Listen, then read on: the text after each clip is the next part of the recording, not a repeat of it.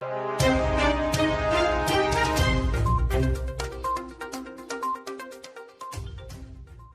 की हांडी रोज रोज थोड़ी ना चढ़ती है, एक बार चढ़ गई अब नहीं चढ़ेगी। अब तो किसान ने तमाम पर्दे हटा दिए, जितने भी झूठ के पर्दे इन्होंने डाले हुए थे सब हटा दिए, सब उजागर हो गया। ये पहला प्रधानमंत्री है जिसको विपक्ष नहीं देश की जनता नंगा कर रही है, देश की जनता उसके झूठ का पर्दाफाश कर रही है। नहीं, किसान मजबूती से डटा है क्योंकि किसान के हौसले बड़े मजबूत हैं। किसान तो धरती का सीना चीर के फसल उगाना जानता है, और किसान जब फसल उगाना जानता है तो किसान आंदोलन की भी फसल उगाना जानता है। किसान इस आंदोलन की फसल तैयार कर रहा है और इस देश का भाग्य लिखेगा।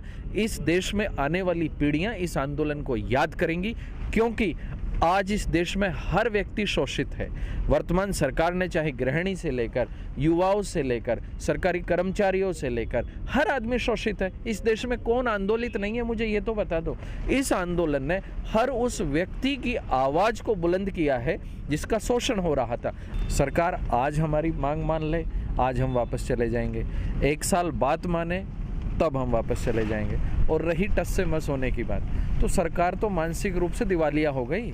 सरकार का प्रधानमंत्री जो वर्तमान तानाशाह है वो आंदोलनकारियों को आंदोलन जीवी बोले संसद के पटल पे खड़ा होके, तो ये मानसिक दिवालियापन है। हम तो अपने हक और हकूक के लिए आंदोलन कर रहे हैं, अपनी रोजी और रोटी के लिए आंदोलन कर रहे हैं। लेकिन मोदी जी से ये पूछना चाहते हैं कि बांग्लादेश की आज़ादी में भारत बांग्लादेश के साथ था, तो इन्होंने किसके लिए ये जेल गए और इनको जेल किसने भेजा? क्या पाकिस्तान ने जेल भेजा था इनको? सर, आप एक बुद्धिजीवी व्यक्ति हैं, तो मोदी जी का जो भाषण होता है वो बहुत सारी कई बार मिस्टेक कर जाते हैं, या उनको भाषण ही लिखकर ऐसा दिया जाता है लोगों के द्वारा। जब आदमी मानसिक दिवालिया हो जाता है ना, तो इस तरह के व्यवहार करने लगता है। यदि आप थोड़ा सा इतिहास में चले जाओगे तो पिछले 7 सालों से ये आदमी झूठ पे झूठ बोल रहा है। ये वो आदमी है जो दिन में 48 से 50 बार झूठ बोलता है। तो ये तो झूठ बोलने की वृत्ति हो गई है, आदत है इनकी। ये इनकी जबान स्लिप नहीं होती है, इन्हें झूठ बोलने की आदत है, और अब इनके झूठ पकड़े जाने लगे। अब इस प्रधानमंत्री ने झूठ बोलकर तो हमारी वोट ली। कहा था ना, आप मीडिया के लोग हैं, आपको भी पता होगा, 2 करोड़ रोजगार पैदा करने का वादा किया था। कितने करोड़ रोजगार पैदा हो गए? 100 स्मार्ट सिटी बनाने का वादा किया था। आपको पता है कोई स्मार्ट सिटी बना है? कोई नाम याद है आपको? नहीं है ना? तो समझ लो कि इन्होंने झूठ बोलकर हमारी वोट ली, लेकिन उसके बाद भी इन्होंने तानाशाही करी।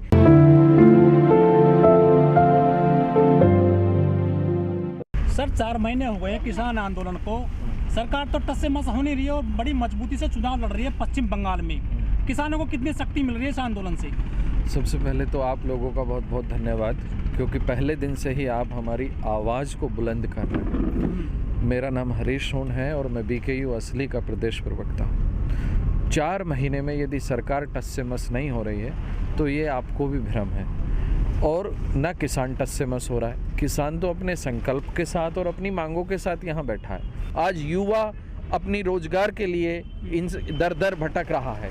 आज किसान अपने हक और हकूक के लिए दिल्ली की सीमाओं पे बैठा है। आज LIC के कर्मचारी आंदोलित हैं, रेल कर्मचारी आंदोलित हैं, एयरपोर्ट के कर्मचारी आंदोलित हैं। ऐसा कौन सा वर्ग है जो आंदोलित है नहीं?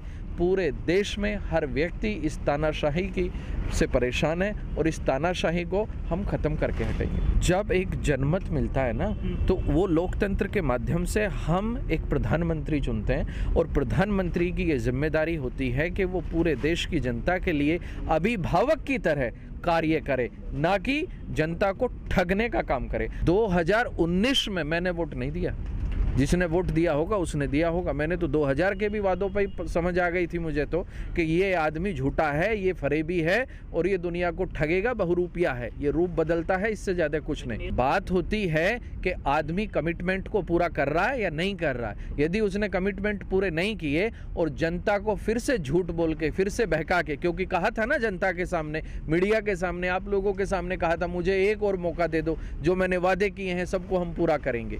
तो जनता ने एक और मौका दिया, लेकिन जब आदमी अपनी तानाशाही पे आ जाए, जब आदमी देश की जनता का शोषण करने लगे, ऐसा कोई मार्ग तो बताओ जिस मार्ग से जनता का शोषण नहीं हो रहा है। अपने वादे कर तो रहे हैं, कौन सा वादा पूरा किया, एक बताइए। नहीं, 370 हटाने से अकेले से देश नहीं चलेगा। 370 तो 2 मिनट का काम होता है। मुझे प्रधानमंत्री बना दो, मैं हटा दूंगा 2 मिनट में। बात है देश की जनता और देश के विकास की। जब इस देश में आम आदमी का शोषण होगा, जब इस देश में किसान का शोषण होगा, ये वो देश उस मुहाने पे लाके खड़ा कर दिया कि शिक्षित युवा, आप जैसे शिक्षित युवा से कहा जाता है कि पकोड़ा बनाओ और यही आपका रोजगार है। इसका मतलब आप चाहे शिक्षित हैं या नहीं हैं, सिर्फ आपको अपने पेट भरने के लिए कमाना होगा। कहाँ ले जा रहे हो इस देश को? इन्होंने किसान को खालिस्तानी कहा। मैं तो पहले दिन से कह रहा हूं कि यह आंदोलन जीत की तरफ है, क्योंकि इन्होंने हमको खालिस्तानी कहा, इन्होंने हमको नक्सलाइट कहा, लेकिन संसद के पटल पर इसी प्रधानमंत्री ने स्वीकार किया कि किसानों का आंदोलन पवित्र है। तो कम से कम उसने ये तो स्वीकार किया। झूठा आदमी है, झूठ बोलते हैं, संसद में खड़ा होकर झूठ बोला, पूरे देश को गुमराह किया कि एमएसपी थी, एमएसपी है, एमएसपी रहेगी। ये नहीं चाहिए। आज तो पूरा देश आंदोलित है।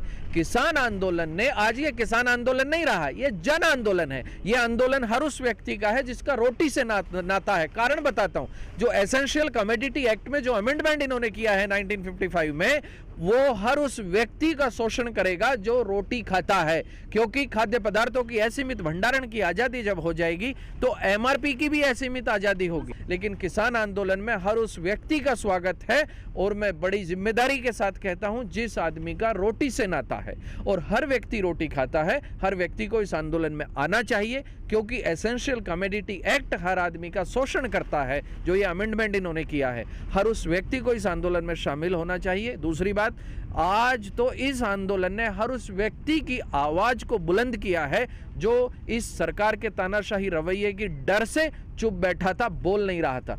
ये सरकार हर व्यक्ति पर जुल्म कर रही है, चाहे वो सरकार का कर्मचारी हो, चाहे वो गैर कर्मचारी हो, चाहे किसान हो। किसान नेता कहीं रास्ता नहीं भटके हैं। किसान नेता Ghazipur border, Tikri border, Singhu border अपने स्थान पर डटे हुए हैं और अपनी जो मांग है उसके साथ डटे हुए हैं। हमारी मांग तो आप पूरी करवा दो, कोई दूसरा पूरी करवा दे, तीनों काले कानून ये वापस हो जाएं, एमएसपी की गारंटी की खरीद पर कानून बन जाए, हम वापस चले जाएंगे। बिजली क्या मैं उपभोक्ता नहीं हूँ? यदि आपने मुझ पर एक जुल्म किया और फिर दूसरा जुल्म कर दिया, तो मुझे दोनों जुल्म की आवाज उठाना पाप है क्या? आपने एक जुल्म किया ना, उसकी मैंने आवाज उठाई, उसके बाद आप दूसरा भी जुल्म कर रहे हो, तो आवाज तो दोनों की उठाऊंगा ना, बिजली की भी उठाऊंगा। मैं भी गैस का सिलेंडर तो उपयोग करता हूँ। नहीं, आप समझिए ना कि मेरी बात सुनिए ना, पहले मैं किसान हूँ, गैस का सिलेंडर मैं भी तो उपयोग करता हूं।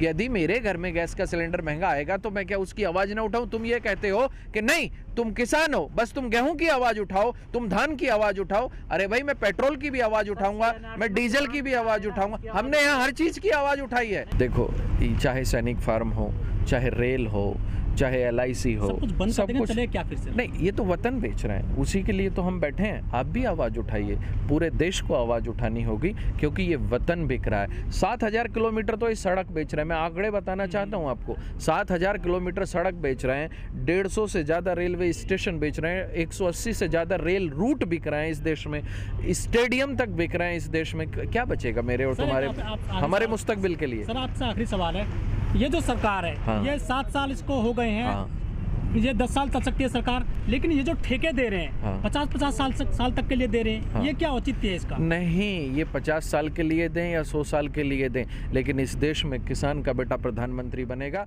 और जिस दिन बनेगा तमाम ठेकों को